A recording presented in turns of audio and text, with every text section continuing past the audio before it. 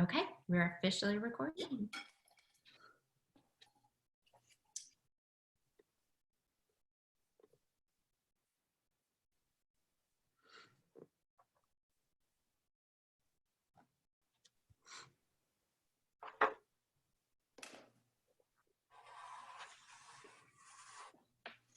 I just want to acknowledge, I see attendees, participants starting to kind of come into the Zoom call. So it's about 9:57. So I'm just going to let it give everybody a couple minutes to kind of sign in here, and we'll get started shortly.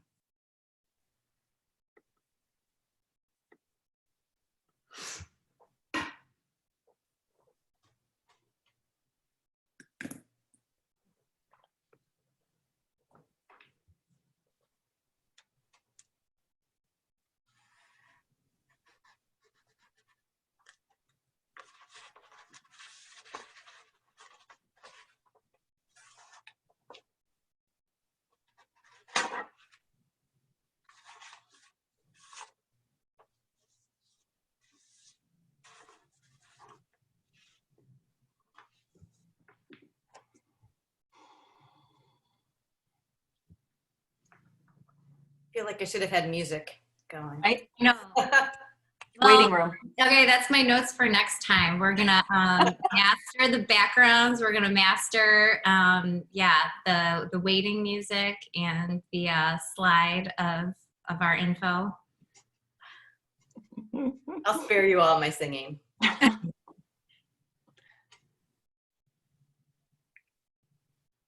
Something to build upon, Anne. All right, we got just about like a minute and a half or so.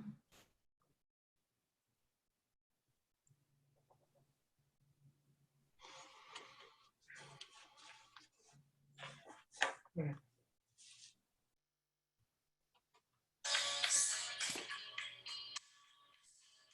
There's music.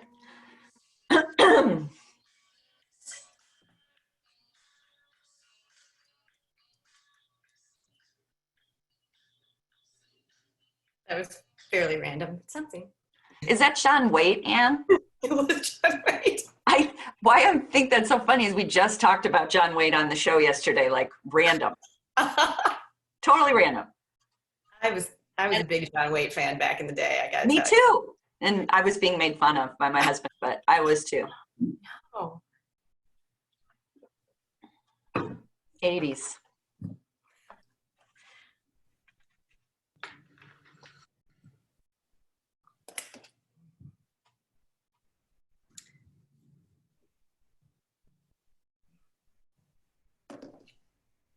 All right, awesome. I know that we've got at least 25 people logged on already, so that's really great. And rising, keeps getting more people signing up, which is wonderful. All right, guys, it's officially 10 a.m. So you guys want to get going? Sure. Okay, sounds great. Right on top. As people are getting on, we'll just welcome everyone. Thank you so much for coming to the first ever Grit 2 webinar. If nothing else, the pandemic is helping us stretch our technical and Zoom skills, so there's something. We're going to take a couple minutes. My name's Ann Cummins. I'm a board member of Grit 2. Melissa Nuttall is also a board member. We're going to be your co-hosts. And we just want to take you through a little bit of housekeeping, and then we'll introduce our guest, Cathy. This is a Zoom webinar, not a Zoom meeting. So for those that are new to it, it's more like a virtual auditorium. So you see hosts and panelists, but you are not on view. However, we definitely want your questions and your thoughts. So if you'll see to your lower right of your screen, I think it's your lower right, there's a Q&A button icon. You can click that and you can put any question or thought in there. That will go to Melissa and I. And we can share it as appropriate within the webinar. Your name will not be shared with everyone, but your question will be. And then also this is going to be recorded. So if you have to leave early or you know someone who missed it but wanted to see it, we'll have it available on our website, grit2.org. Finally, if you are unfamiliar with Grit, we're just going to do a little review of it. We are a Downers Grove-based nonprofit, started about 3 years ago by parents just like yourself who saw a need to help our community connect, and specifically parents and students connect with resources to build mental wellness and resiliency. We spent a lot of time getting to know all the resources in our community, which are deep. We have wonderful organizations. There's Navigate Adolescence, Be Strong in Naperville, Glenbard Parent Series, a lot of wonderful things out there that we've learned about and are trying to help connect parents with, as well as our own, quote unquote, original programming. We have an amazing advisory board of professionals in guidance, therapy, and education who help direct our programming. We just completed our first Greedy Parent Book Club, which was a lot of fun. And I didn't read all the books, but most of them, but it was a really great experience. And we're looking at actually doing a quote unquote community read around a social justice book in November. So look for details to come on that. But the majority of what we do is host speakers and conversation circles on various topics, from mindful parenting to screens and kids, and to vaping, and to strategies in uncertain times, which brings us to our current speaker, who we're so excited to have with us. When we started our meeting planning, we were at a little bit of a loss, or I should say our year planning. We were a little bit of loss, knowing there's so much going on, so much uncertainty. We knew the beginning of the school year was going to be a rough time, no matter how it fell out. And we were struggling a little bit with what we could provide our community that would be helpful. Somebody mentioned Cathy's name, and it was an Oprah aha moment. So we're very excited to have her with us. She is a clinical social worker. I'm gonna put my notes up so I get all of your things correct, Cathy. A certified parent coach, an elementary school teacher, and her and her husband Todd host Zen Parenting Radio, an award-winning family podcast. She's the author of Living What You Want Your Kids to Learn, and a new book coming out, Zen Parenting. She and Todd have 3 daughters, 1 in middle school and 2 in high school, so they are in the thick of it along with us. Thank you so much for being here, Cathy. We're so excited to talk with you today. Yeah, I'm so excited to be here. I'm glad we can do this in one way or another. We can always find a way to have a conversation. And I like this structure because while I'm going to be kind of giving you guys some information, some ways to look at this experience, this is an opportunity also for you to ask questions, just as Anne said. So if I'm going in one direction and you wanted to, have more information about another direction, just please let them know. And I'm going to stop at certain times and just see if we're all on the same page. Okay. So I will just begin by saying that Anne and Melissa and I had a conversation about the word strategies the other day, because I think a lot of times when we're talking about strategies, people want bullet points, like, okay, all I have to do is do this and this and this, and this won't be so difficult. And while I would love those too, I think we all would in every aspect of our lives, sometimes it's not always that simple. Really what this discussion is going to be about is more about how to reframe the experience we're having, how to see it in a different light. Because when we start to look at something differently, when we start to reframe our experience, everything changes. Because a lot of the anxiety dissipates, a lot of our focus on things that maybe don't matter as much start to shift, and we can focus our energy on what's most important right now. Okay, so that's kind of the overall, I guess the overall theme of this presentation. So I want to start with this, which it's not going to. Here it goes. I was like, I knew we'd get it. So I want to start with this kind of as an overall. Before we talk about our kids, I want to just talk about a word that I've been using a lot lately. I actually found this word, ambiguous loss, or 2 words, I should say, because in my own life, in my own personal life, I'm going through a new experience where my mother has dementia. And for any of you who have had experience with that in your own families, it's a very interesting kind of loss because it's ongoing and you don't know exactly how it's going to all unfold. And there's many parts of life that are like that. Dementia just seems to be a very obvious one. And as I've been learning about dementia, these words, ambiguous loss, have been used to explain the experience that we go through. It's an ongoing loss without a clear understanding of how this is all going to end. or how we're going to resolve it, or what it's going to be like tomorrow. And as I was learning this about my mother, I kept thinking, this is exactly what we're going through as parents right now. This is what we're going through with our school system. This is what we're going through with our kids. It's an ambiguous loss where we don't know exactly how this whole school situation, this pandemic, is going to come to close, or if it ever will, or how it will, or what it means.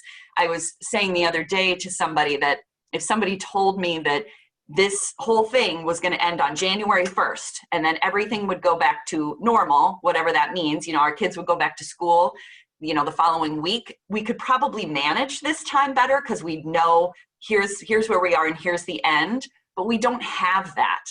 And that gives us this sense of this ongoing loss and this ongoing feeling of I don't know what to hold on to. What that does to us in the moment is it makes us somewhat perpetually anxious. And this is what we have to start to recognize about ourselves. And don't worry, I'm talking about a lot of things that sound heavy, but I'm going to give you some understanding of how to decrease some of that anxiety. You know, this feels perpetually heavy, but there is a way to manage ambiguous loss. There is a way to see things differently in the moment rather than feel overwhelmed by the unknown. One of the things that most of us do not like, majority of human beings, this is just a human experience, is we don't like uncertainty. We don't like to not know what tomorrow will be like. If that's our work, or if that's what time my kid is getting up and going to school, and then what time is the activity and what time's dinner. We like that kind of continuity because that gives us a sense of control. And it doesn't mean we're controlling people, it just gives us some feelings of having some kind of control. And right now, a lot of that's getting stirred up, and there's a lot of uncertainty. And we're being told a lot of different things every day, not just by CDC and the WHO, but by the school system, by administrators, by teachers, by our own kids, by our workplace. So I just want to start by acknowledging that the feelings that you're having are very normal. I don't love the word normal, but they're typical. You're in the majority. This is what we're going through together. And that when you feel like, I'll go to the next one, this place where you're not quite sure what to do, I am going to talk about why accepting what's happening might be helpful, okay? So before I move to the next two slides, this one being about accepting and the next one's going to be about reframing, is there any overall question that anybody has? No, I think I wrote down perpetually anxious. Actually, a good band name, and also like a great description what I think a lot of people are feeling. it is. Oh, go ahead. I was going to say, do you obviously we're talking to parents, but do you feel like that's true for our kids as well? Absolutely. And this is why I'm so glad you asked that question, Anne, because this can just give us a reframe of how we look at this too.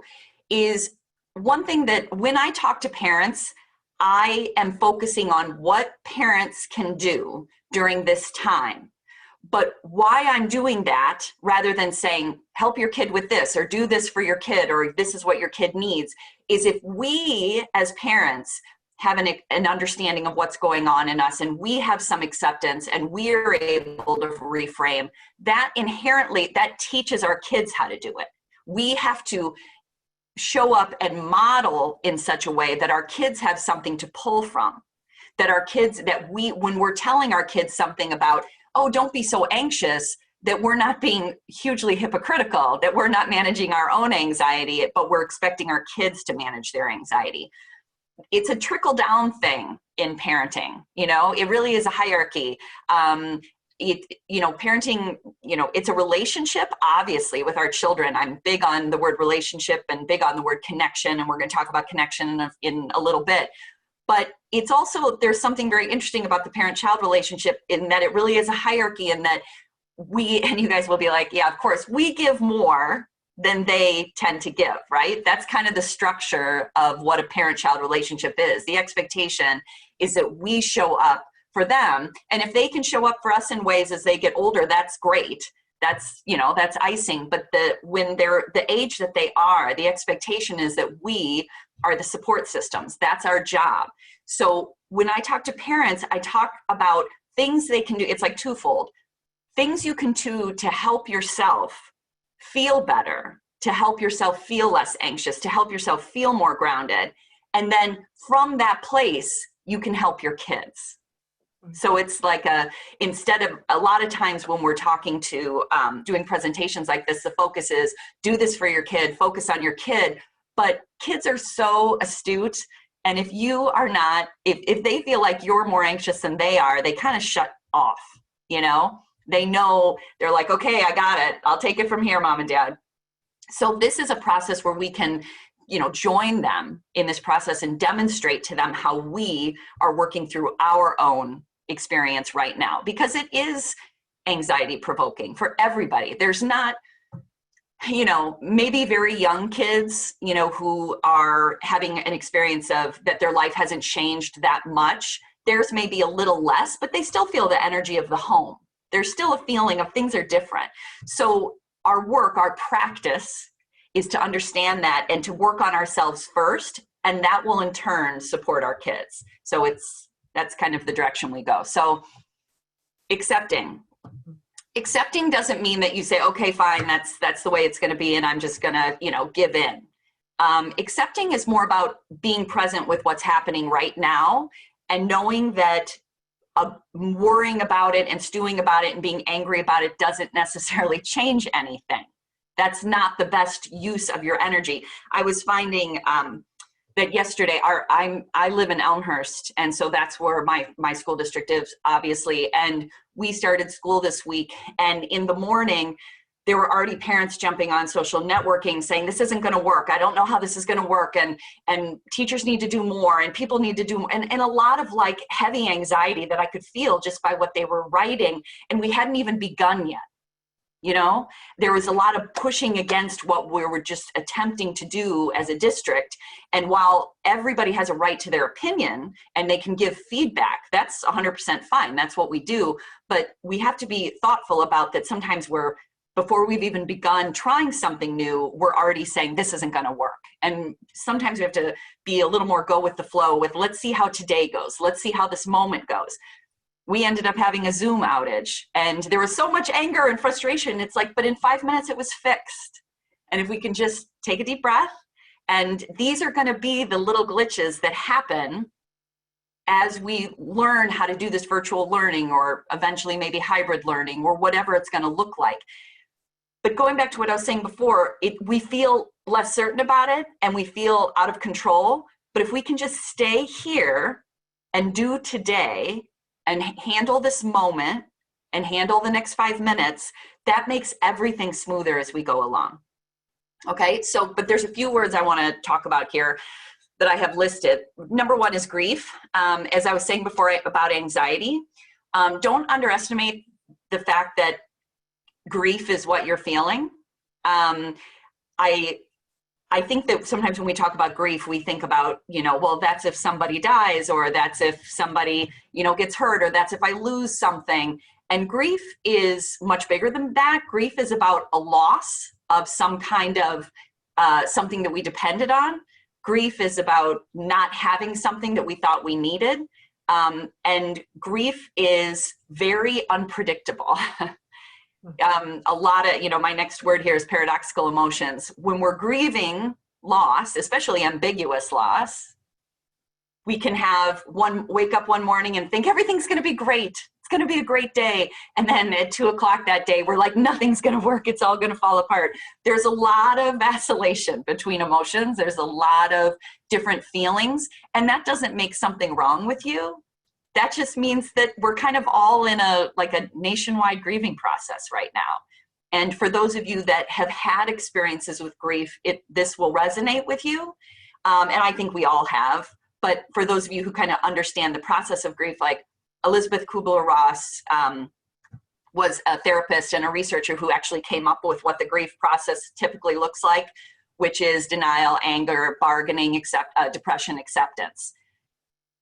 I say those really fast because they're not always that linear. They don't really go through, you know, it's not like you feel this way for a little bit and then you feel this way and then you move through it and then you're done. Sometimes you go through those feelings, you know, you think you're doing well and then a few days later you're not. So for those of you who are listening to this who have been like, I thought I was fine and now I'm not, that's okay. That's okay. That's part of this process of, you know, of grieving something we had depended on, which was a school system that our kids went to school in the morning and then we went to work and that we could eat in restaurants. That has all broken down. And although I know that we're going to get back to a place where we can do, you know, the things we used to do, and maybe a little different, but I believe we're going to head in the right direction. For right now, it's uncomfortable. And sometimes that grief or those paradoxical emotions, contradictory emotions, they come up at weird times. So, you know, my clients who come to see me and they'll say, but I was fine yesterday, why am I not okay today? I'm like, that's weak. It's okay. It's okay to feel. And so I'm telling you this as parents, but this is so important to relay to your children. It's okay that you were excited for the school year and maybe now you're feeling nervous. I think the worst thing we can do is say to our kids, but yesterday you said you were fine. Why are you nervous today? And putting them on the spot about their own paradoxical emotions. Allow them to have different waves and be present for it rather than trying to fix it. You know, how we're always trying, like, are you okay? Or how do I make you feel better? It's okay that they'll feel good one day and maybe at night they don't. It's allow them, if we can allow them to have those feelings, they move through. The feelings move through. They don't stick. But if we tell them that there's something wrong with them because yesterday they were okay, but today they're not, what's wrong with them? That's when they start to feel really stuck. And that's when they may stop sharing with us how they feel, because the way that we respond to them feels judgmental. So again, just to reiterate this slide, if you can accept your own emotions and understand your own volatility, it's a lot easier to then understand your child's emotions that are changing during this time. So I'm going to stop for a second. Does anybody have a question about emotions, grief, accepting this moment? Yeah, Cathy, we actually have a question from an attendee, and says, the question is, what about situation where there's been a defined loss, like a death in the family, or I'm going to add, you know, there could be job loss given what's going on in the economy on top of ambiguous loss? Absolutely. It's kind of all mixed up into the same kind of soup. And when I say it's all mixed up, I don't mean one's more important than the other. I just mean that on top of everything else. Like there have been days, and maybe you guys have had this experience too, where I have literally thought to myself, I don't think I can do one more thing here. I don't think I can emotionally attend to one more thing. I think I'm completely full. I'm done. And then I wake up the next morning and there's something significant, like what you were just saying, a loss, someone being sick, someone in the hospital. And the word that I have used in those moments after having a good cry, crying is not a problem. Allow yourself to have a good cry, please, is I realize that we expand to it. And I don't mean we expand to it like we're strong and brave and we take it on like a warrior. We just have the capacity to manage it. And you know why? Because we have to. And I know that sounds really like, oh, but it's shocking how expansive we are, that we can look back at a time and be like, wow, I was managing ambiguous loss, which was the uncertainty of just this time. I was managing a job, going away and having to job search. And I was managing a sick child or a parent or losing someone I loved, possibly even to COVID. But we did it. We expanded to it. And part of that is the accepting, this is happening. This is what I'm going to do today. I don't know what it's going to look like tomorrow, but I know what I have to do today. This gets into mindfulness, and I heard you say you've done some presentations on mindfulness here, which that's kind of a whole nother presentation, but I'll bring it in here. Is mindfulness really is just about paying attention to right now. What do I need to do today? When we look at things too wide and we think, gosh, how is this all going to resolve? Or what will I do? Or what will things be like a year from now? We have no control over that. There is nothing we can do about a year from now. We can only do this moment. So sometimes with mindfulness, we get it too confused with, meditation or, you know, having this Zen feeling, that's wonderful too. But mindfulness is just about now. What do I need to do today? And we find this acceptance of this, and I need to do this. And then we somehow get to a place where things become more stable. Maybe not perfect, but I think the thing, you know, to your question, the thing that kills us in those situations is we're so worried. And the worry drains our energy. And instead of getting lost in the worry, it's what do I need to do today? And then you need to sleep and you need to rest. And again, sometimes we're like, but I can't, there's all these things. You can't do those things unless you sleep. And this is a self-care thing, or rest, or take a break, whatever it may be. I'm, you know, working with people our age, you know, it sounds like we're kind of all on the same page with where our kids are. I can't tell you how important it is to take a break. And if we can do that through going to bed at a decent hour and getting some sleep, or even just stopping for a few hours, we teach our kids how to do that.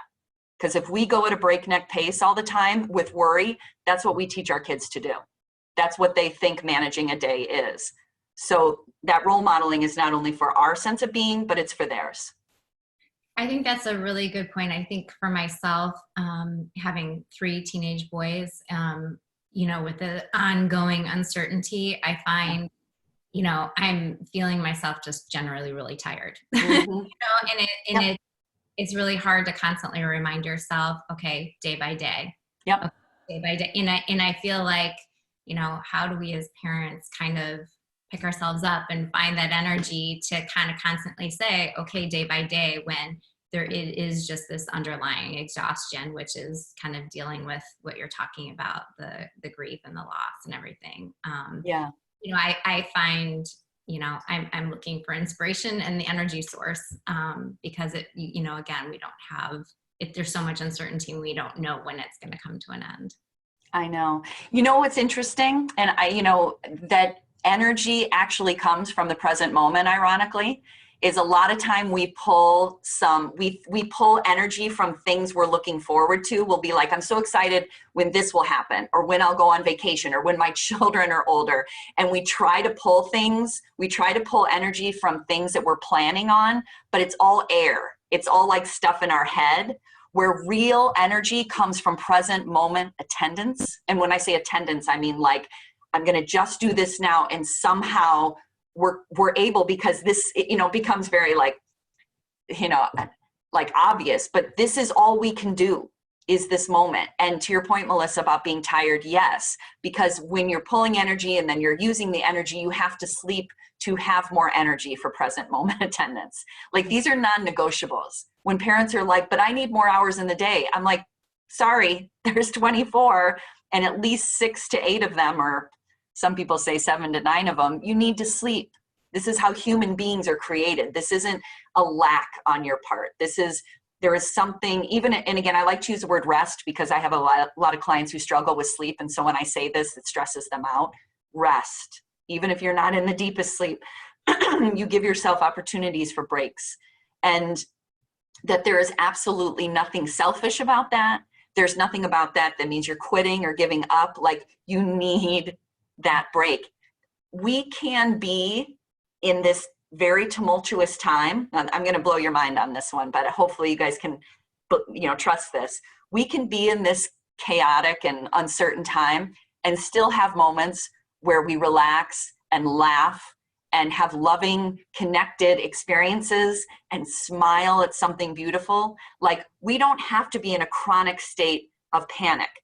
And if we are, that's going to deplete our immune system, which is the last thing we want to do. And that depletes all the energy that you were just talking about, Melissa, that we need. It's okay to have moments, even when things feel uncomfortable, to have joy. And anybody who's listening who has had a grief experience, my father passed away a few years ago. He was sick for about 17 years. It was like an ongoing caregiving experience. I was in the hospital with him a lot. And there would be really difficult, horrible moments, and also very beautiful moments at the same time. And sometimes joy and pain live really close to each other. And sometimes the way that we recognize what we have is when we realize what's been taken away or what could be taken away. So I'm saying this to you for those of you who are like, oh, you know, I don't have time to do that, or I shouldn't be laughing, I should be focusing on this. You need to have moments where you can enjoy what is working, because there are things in life that are working right now. We're on this Zoom call together. This is amazing. We're having a webinar, right? Like we're talking, this is working. And so instead of, but it should be another way, how about, but this is working? And finding, because again, I'm going to go back to what I said before. If you can do that, your kids learn to do that. If you talk about how school is so overwhelming and hard and it shouldn't be this way, that's what your kids are going to be going through their day thinking. If you instead, you don't have to be inauthentic and lie about anything, but if you instead say, well, that wasn't perfect, but that was pretty good, or your teacher seems to be doing the best she or he can, that's how your kids are going to view this experience. We're setting a precedent for them, because this could go on all year. Maybe not, you know, but if it does, we want to set a precedent where they're not, you know, feeling constantly overwhelmed. So I'm going to move to the next one here. Cathy, I just want to, I have a comment here. Please. It just basically says, oh my goodness, it's okay to feel happy. It's ringing so true for me. Thank you. You bet. I know. If I could just get all, especially, I don't know if there's men and women on this call or if it's all women, but I will say that most of the people who are my clients are women, and I have to like tell my clients constantly, you can have good moments. Like you don't have to be constantly struggling, because we have this weird thing that I think our generation was brought up with, that you don't deserve anything unless you struggled for it, which is like, there's no truth in that whatsoever. Like I just like really quickly, like this thing has been so crazy all summer that I have had to find things that make me happy. Like I've caught caterpillars and actually let my first butterfly go yesterday. I have grown sunflowers that has made me happy. I have started riding my bike again that has made me happy. Like I am searching for happy, and I don't feel like I have to prove myself to deserve it. That's why, that's part of life too. And especially when we're in the midst of a struggle like this, where we're like in the uncertain, ambiguous loss or real solid, like this moment loss, we owe it to ourselves to find moments of joy. Because again, Melissa was saying before about how do I get the energy? Energy comes from those moments of joy. You get a burst of energy, right? So this is not just about, again, we attach this word selfish, or I don't want to focus on myself. You have to focus on yourself if you are going to be able to offer something to your children. The most like cliche example of self-care, and I'm going to use it because why not, is if you are a cup of water and you are completely drained and empty, you have no water to give your children. So you have to be able to fill your own cup on a daily basis, not once a month, not once a year when you go on vacation. Every day, do something to make yourself laugh. Call a friend. I just got on TikTok recently and it's pretty fun. You know, and I didn't do that for my kids. I was like, what can I get from TikTok? And it's not like I'm posting a bunch of stuff and trying to be a teenager, but there's funny stuff there. And I may jump off tomorrow. That's not forever. But my point is you can find things in your life that bring you joy. So I'll just stop there because joy will come back. I'm going to go quickly through this one, but then we'll check to see if you guys have any questions again.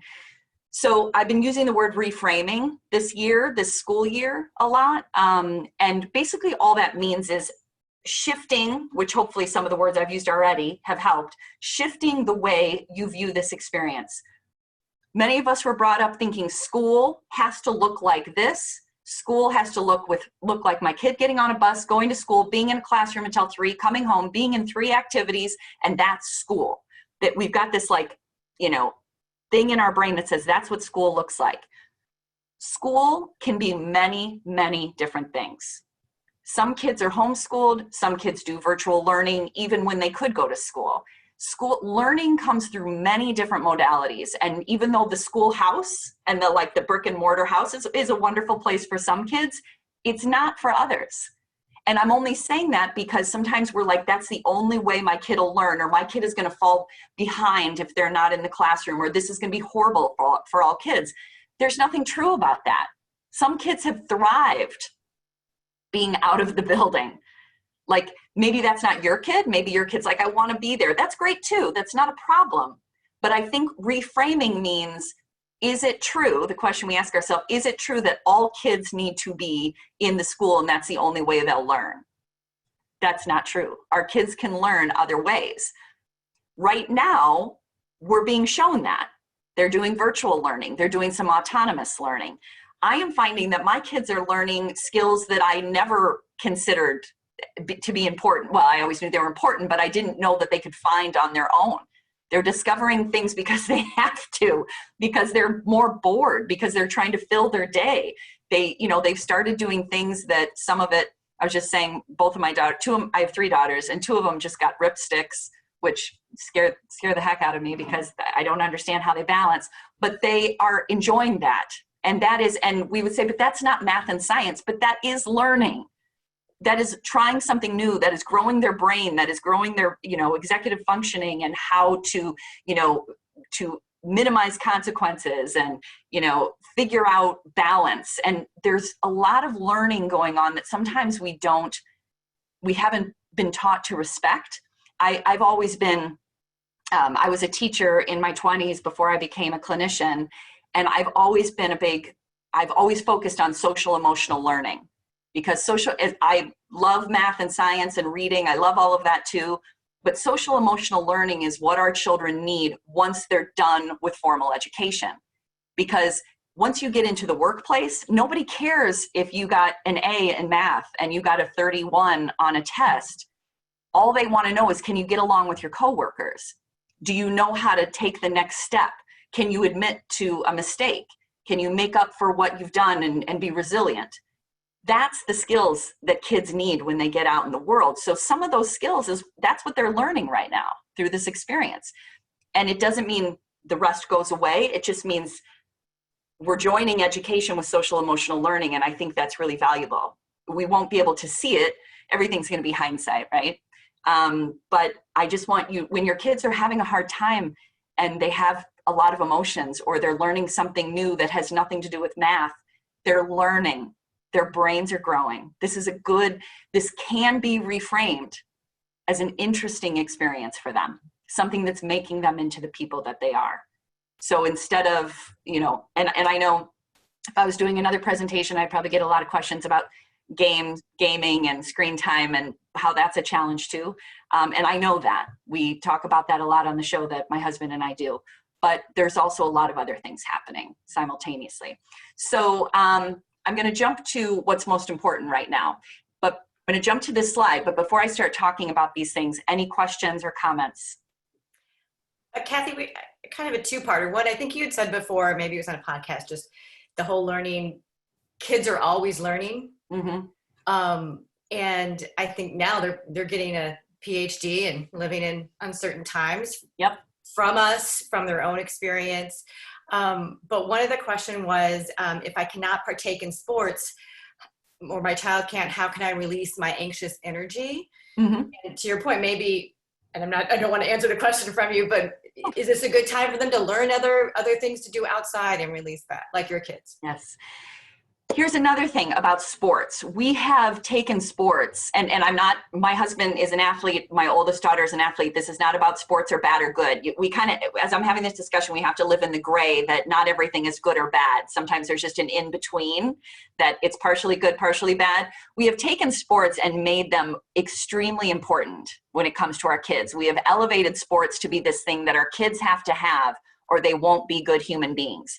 I understand the mentality behind it, teamwork, again, resilience, managing failure, managing success. I understand all of that, but you can find those things in many different experiences.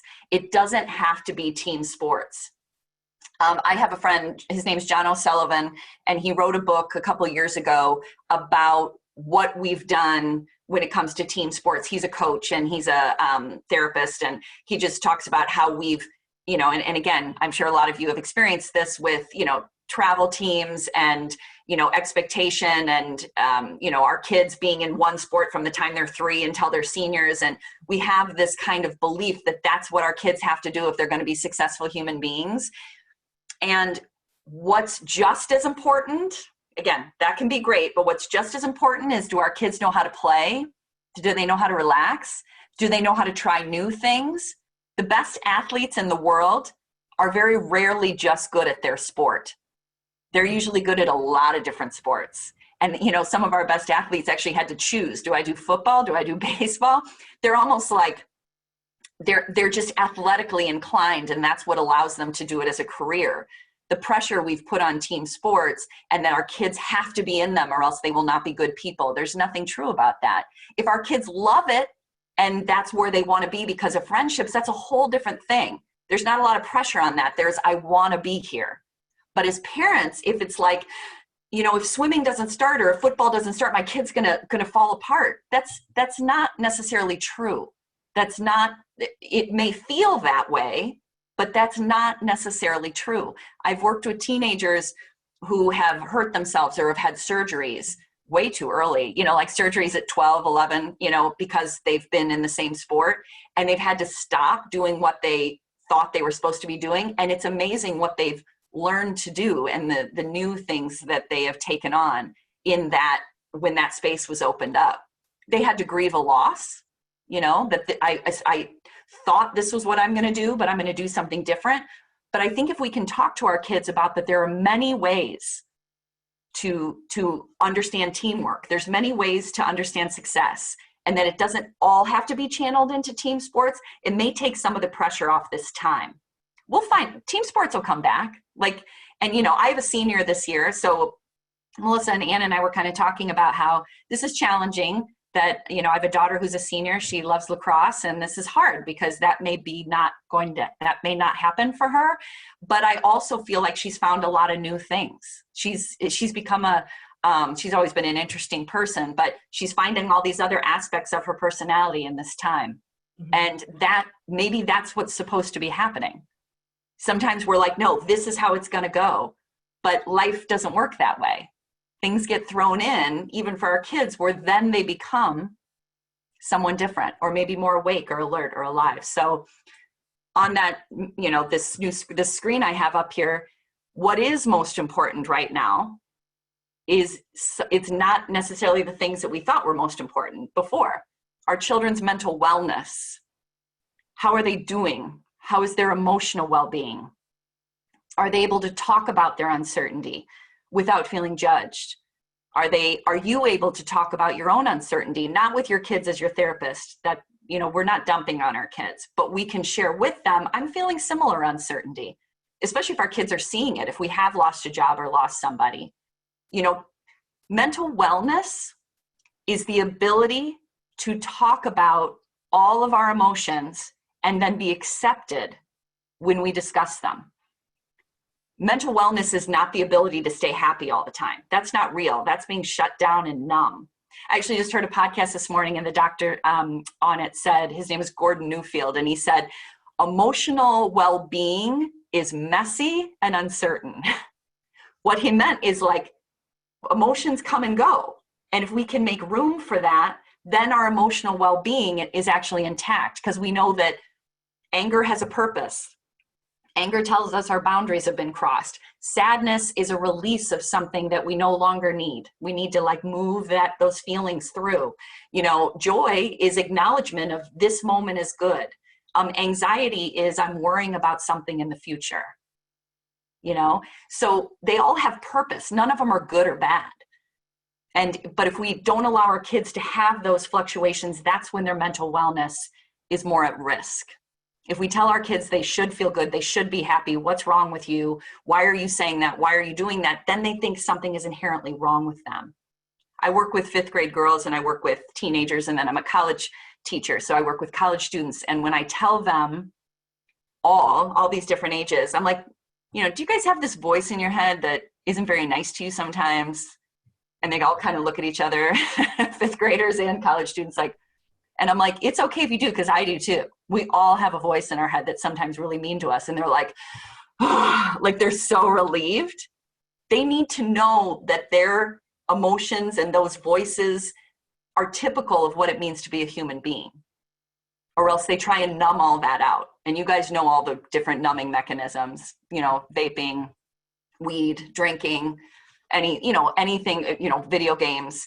They're trying to numb out something that they're experiencing. But if they know that what they're experiencing is okay, and I'm talking to you too, parents, if you know what you're experiencing is okay, you'll be less hard on yourself.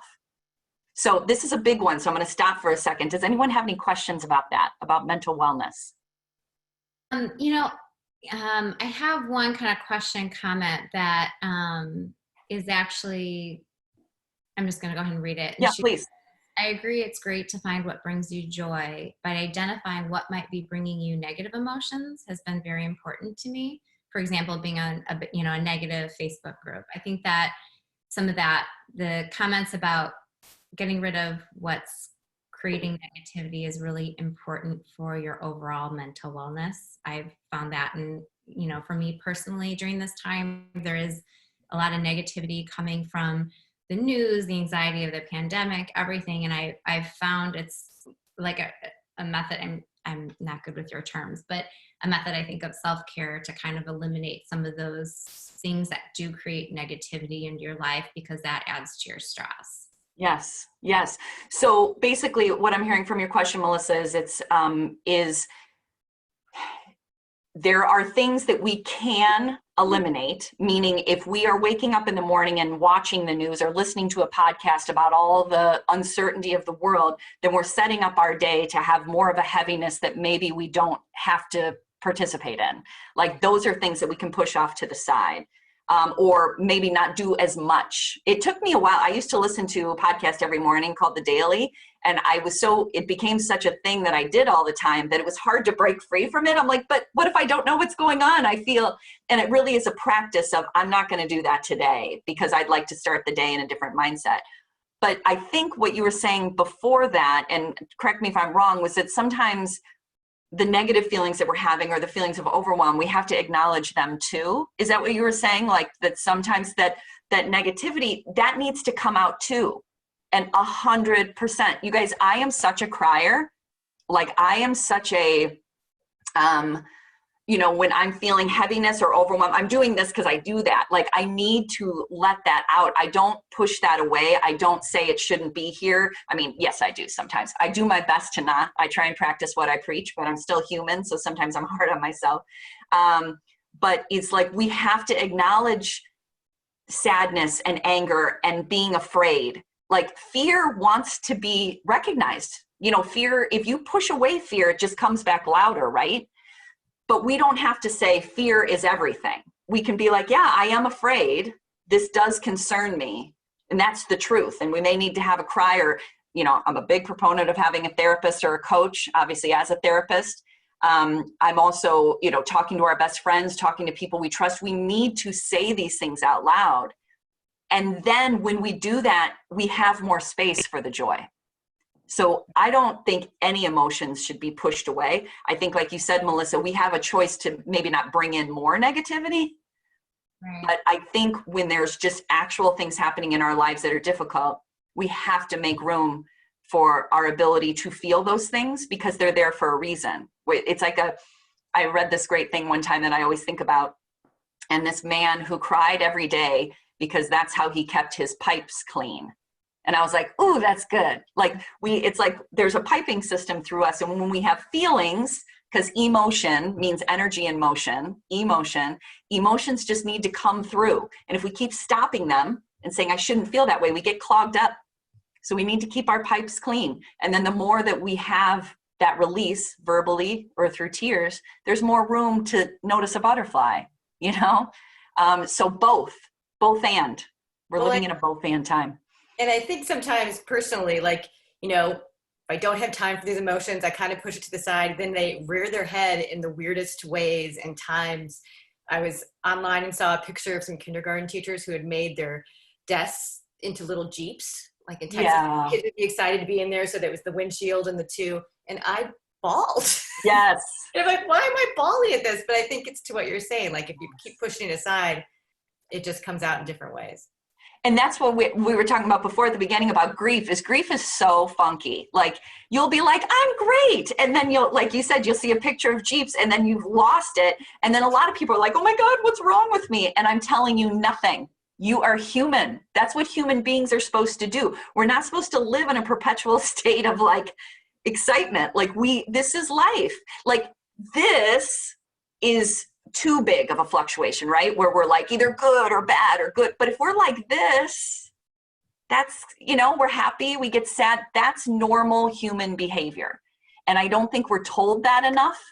I think we think that, every commercial we see, especially about, drugs that, that we're supposed to take, we're told, are you not happy? Are you feeling sad?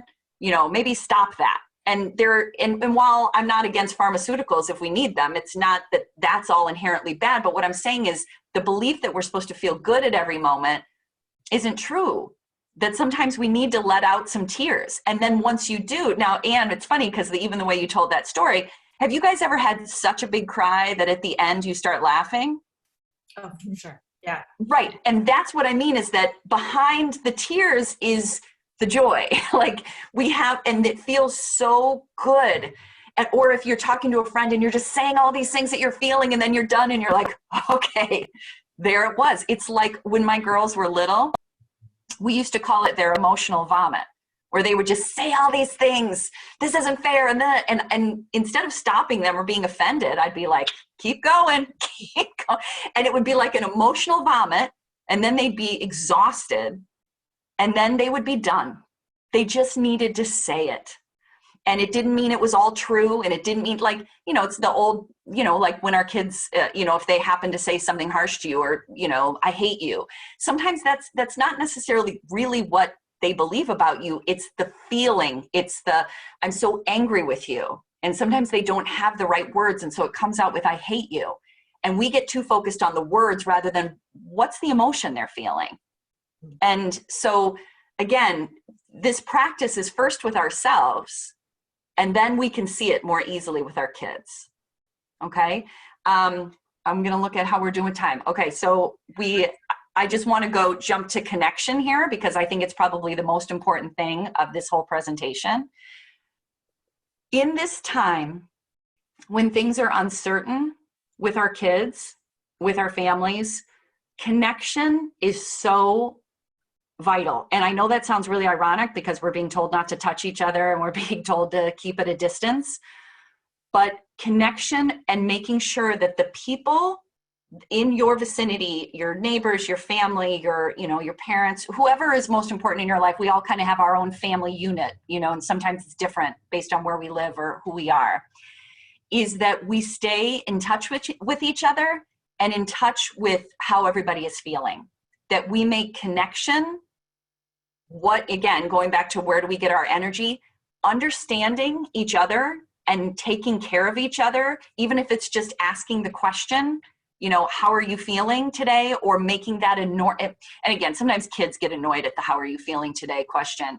I'm just going to give you a few things that have been helpful.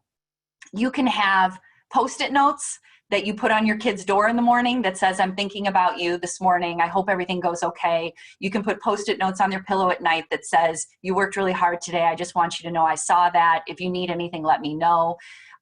Because my girls are now old enough and I have a text relationship with them, I text them things all the time. And not things like, did you get your homework done? I text them things like, here's a movie that I know you want to see, or, oh my gosh, this person just came out with an album, or, the VMAs are next weekend. Are we going to watch? Like, I try and stay in touch. And this is even pre-pandemic. This can move on post-pandemic, but right now it's really important to stay connected to the people you love.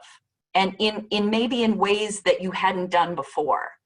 Like we have some jars on our front table when you come in, and one of them says things that I miss, and the other jar says things that I'm grateful for. And it's kind of run its course. I got to be honest, because we did it for about 2 months. They would just write something on, if they were missing something, like they missed going to a restaurant before they opened, they'd write that on a piece of paper and just throw it in the jar. And it just gave us kind of an outlet to stay connected to ourselves and each other. Gratitudes, if you guys are eating together at night, just going around and being like, what's everybody grateful for today? Or what's something good that happened at school and something not so good? We tend to call that light and dark. What's something light and something not so light that happened today? Because there's room for both. But this kind of like you know, a lot of my clients are like, oh, that's so touchy feely. It is, but that's what human beings need. And so we've been paying a lot, really close attention to education and IQ and, you know, and team sports and all these things. And this time is teaching us what's most important is, again, how are we doing in our hearts? How are we doing in our minds? And we have to have a practice that we, and again, I'm calling it a practice because sometimes we lose track and we have to come back to it, that we do for ourselves and for our kids to remind them that they're not alone and that we're noticing them and watching them and paying attention and that we're there to support them. And we need that for ourselves too. Every morning I have to write some things down that are bothering me so I get them out of my system before I get up. Like I have to have a practice every day to maintain my own mental wellness. It doesn't just come easily. And my ego says to me every day, you don't need that. You don't need to meditate. Don't do that. You're busy. But if I don't do those things, then the rest of the day is challenging. You don't have to meditate, but maybe it's gratitude journaling. Maybe it's something that, you know, writing text to somebody that morning, writing a letter to someone, a postcard. You know, I recommend, there's a man named Sean Achor, A-C-H-O-R. His first name is S-H-A-W-N, Sean Achor, and he is a positive psychologist who his last 3 books have been all about what kind of practices we can do during the day to increase our likelihood of feeling good. Is there any more important thing, right? And it's the research, it's all research based. It's not just, hey, this might work. It's about gratitudes, and it's about, again, reframing what's happening, what's working. And if we can pass those tricks along to our kids, and they're not even tricks, that sounds like it's some kind of mystical thing. If we can pass those skills along to our kids, they're going to do better later on. That'll become more integrated. So I'm going to stop. Go ahead. There was, just quickly, there was a question, I think it fits with connection or maybe lack of connection, that says, my spouse and I are in different places on what we think the quote emotional toll is on our kids. How can we bridge this gap between the sexes? Yeah. You know what? This is probably the most common question that Todd and I get. I work with my husband, and as they were saying, as you know, in my introduction before, we've been hosting this podcast called Zen Parenting Radio for about 10 years. And so the most typical question I get is, how do I get my husband to be on the same page as what I'm doing? Or sometimes it's wife, you know, how do I get my wife or my spouse or my partner to be on the same page as I am? And there is no magic thing that I can say. There's nothing that I can say that if you do this, this will happen. But what I can tell you is that if you focus on what you're doing and you know the importance of it, if it be like your own gratitude journaling in the morning, or you have a meditation practice, or you take a walk every day, or you talk to the kids, you leave the Post-its for them, you text them, instead of focusing on what he or she is not doing and wanting them to catch up to you, do what you know is important. And I know that that can feel daunting. Like, believe me, if you listen to our show enough, you'll know that I understand it can feel like we're taking that one parent is doing more of that social emotional work. I know that. But the irony is people change. This is Carl Jung who said this. So this is like, again, you know, historically significant. People change when they feel that they're already accepted. So if you are constantly saying to your partner, you're doing it wrong, do it like me, read this book, do it different, they're going to naturally push against you. So are your kids. If you tell your kids they're doing it wrong, you know, that's defensive. That's what human beings do. But if there's an acceptance of, I'm going to do it this way, this is what's important to me, and allowing that allows you to become a role model of how that can be effective, and your partner may get more engaged. I can't promise you, but I think that the idea that you're going to talk someone into doing something, you can talk about how you feel, and I suggest you share it, but it's a process. It's a communication process, and your willingness to just keep doing what you know is important. In the first couple of years of my marriage, Todd didn't understand anything I read, or he was like, why are you doing that? Or why is that important? But I didn't need his buy-in. I was just like, this is what I do to feel good. And eventually he became interested in it. And now he has his own path. We don't do the exact same things, but do you see what I mean? Like, you kind of are like, this is for me. And just start there. That's a really great question. I have another question here that says, what about our teenage boys? How do we approach them and have a connection when they're difficult to kind of communicate with? This is huge, and one thing I want to offer is a few.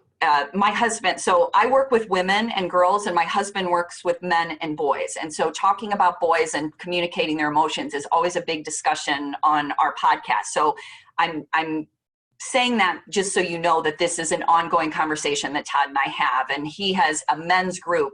It's now called Men Living. It was formerly called The Tribe, but now it's called Men Living, where he focuses on how boys and men can be more communicative about their experiences. But what I will say is, don't give up on your boys. What I mean is the idea that because boys aren't sharing with us, they're fine.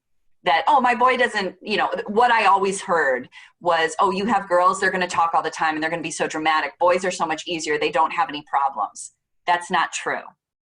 Boys are just socialized and taught to not talk about their problems. Girls who share their feelings, again, remember, emotional well-being is about, it can be messy, but that doesn't mean girls are dramatic. It means that they feel that they have more room to share what they're feeling. Boys are taught, not just by parents, but by society at large, that shut those emotions down. And so they're just presenting to you what they've been taught to do.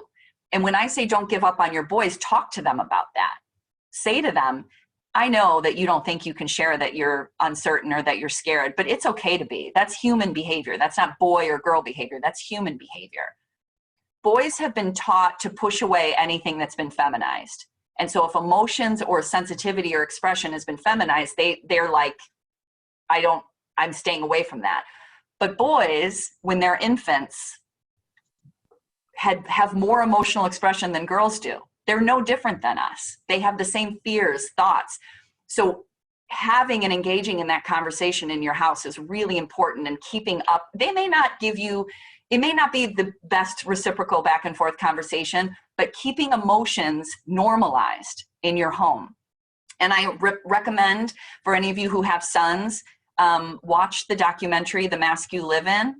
It's literally called The Mask You Live In, which is supposed to be a play on words of the masculine. But it's really important as far as, and I think originally it was on Netflix for a while. I'm not sure where it is right now, but it gives you a lot of good research and understanding of how boys are socialized, and really good tips of how you can continue to help them maintain that sensitivity, because men need that sensitivity too. Men need empathy too. So it's not girls need it and boys don't. We see what happens when boys and men don't have empathy. That's not a good thing. So just encourage it. Cathy, there's one last question, and then Yes. I want to acknowledge that it's almost 11 o'clock and kind of wrap up and with our attendees here. Just, you said you have a senior. I think I had a senior last year. It's a particularly uncertain time. Mm-hmm. I just want to acknowledge, how do we motivate those kids for, they might not be able to take the ACT. They might not be able to visit the college campuses. College applications are different. Like, they're not going to have their senior sports season. They're maybe not going to return to school. Like, I think we all particularly have a soft spot for those seniors, and how do we motivate them and keep them feeling positive about their future in the year? Absolutely. And we're not going to get to it, but I had a slide about motivation, so I'll just put it up, but I'll kind of talk about it generally. I think it's even, acknowledging, I use the word motivate as you did too, Melissa, but it's more about how to support our kids as they go through this, rather than to, because motivate sometimes has this impression of how do I push them or get them more engaged. And they will feel more engaged if they know that this is all okay. And when I say okay, I don't mean that the pandemic is okay, but that they can still have successful lives if things aren't the way we expected them to be. I think what we're doing as parents, and I'm guilty of it too, is if our kids don't have the senior year we did, then, oh my God, what are they going to do? And the truth is, they can have a lot of different experiences than we did and still be very successful people. My daughter, some of the schools that she wanted to apply to, she's already found out they're like waiving the ACT and the SAT this year. Now, that may not be true for all the schools, but it's interesting how it's not like our kids are in it alone. A lot of the universities are accommodating these changes. A lot of the universities are acknowledging that this is a different time. A lot of the high school definitely is. And so it's not as if we said to our kids, okay, all these things are gone and now you have to do life just like we did. Again, the whole thing has become more expansive, that it's changing. And what we have to keep reinforcing with our kids is, yeah, this is different, but it's not. I say this all the time to my girls. Yeah, this is different, but it doesn't mean it's bad. It's not bad. It's just different. And so let's take this step by step. And with that opening, some things are really cool. Like something, like my daughter's psyched. She already took the ACT once, but she's like, oh, I don't have to take it again. Now, that may not be the case for everybody, but that was a big plus for her. Like there's some interesting things coming out of this too. So there is not only a creative way in thinking about this, like what could this time bring for our seniors? What might our seniors understand that seniors 2 years ago never had the opportunity to? What might they find out about themselves? What kind of strengths are they gaining from this time that may make their generation the most powerful? And when I say powerful, I don't mean overpowering. I mean like, emotionally, expressive and strong and supportive generation that's ever come through the school system. Like talk about a resilient class, all these kids. And so again, when the kids are like, I miss this, yes. And we can miss it and grieve it. And at the same time say, but how might this be interesting? How can we look at this in a creative way? So I think it's less about, even though again, just like you, Melissa, I used the word motivate. It's more about taking each step as it comes, like listening to what they have to say, allowing them to have all sorts of emotional experience, being creative in how we look at it.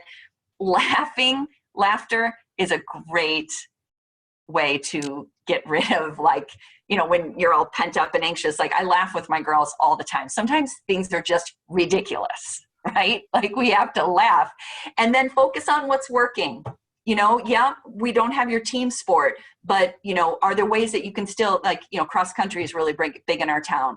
Everybody's still running. Everybody's still meeting up and running together, socially distanced. Like, are there ways that we can maintain the best parts of what we are doing? But be creative in how we think about it. So there's no absolute answer there, Melissa, but it's more about supporting and kind of being with them shoulder to shoulder rather than pushing them in a motivational way. That's great. Cathy, this was just not enough time. I know, it's so fast. It's so fast. And thank you so much for being with us. Is there any kind of just final things that we didn't have time to get to that you just want to touch on? I want to leave with this. I love this little picture. I use this a lot. And I just want to remind us as parents, because obviously you're here because everyone's here because they care about what their kids are experiencing. And one thing that is really helpful is when we kind of get lost in our adult minds of what if this happens, what if this happens, is remembering that our kids don't have our adult minds and that they haven't had all the experiences we have had. So a lot of the things we fear or we worry about come from our age because we've seen all these things, where our kids are more open-minded about the possibility and they're not as afraid and they're more even resilient than we are because they haven't been, even though they've probably, all of our kids have had negative experiences and challenges, but they're more open-minded, right, about what could be.